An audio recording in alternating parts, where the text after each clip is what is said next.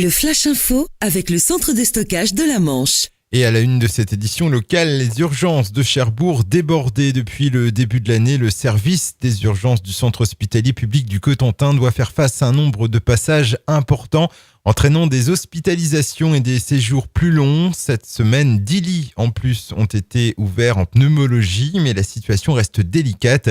Depuis le 6 février, une partie du personnel est en grève illimitée, mais présente aux urgences.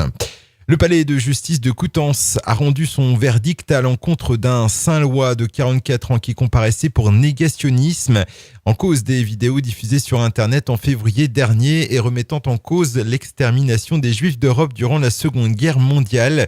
Le jugement rendu hier par le tribunal de Coutances n'a pas manqué de marquer les esprits. Ce professeur de Caen a été condamné à 2 ans de prison ferme, soit le double de ce qui avait été requis à son encontre. Le procureur jugeant la peine excessive, un second procès en appel devrait avoir lieu à Caen.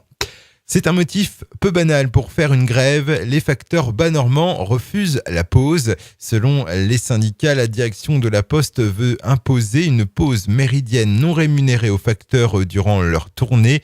Les syndicats CFTC, FO, CGT et Sud ont lancé une pétition auprès des 1300 facteurs de la région et déposé un préavis de grève illimité pour le mardi 24 février, date à laquelle est prévu un rassemblement devant la direction régionale de la Poste à Caen.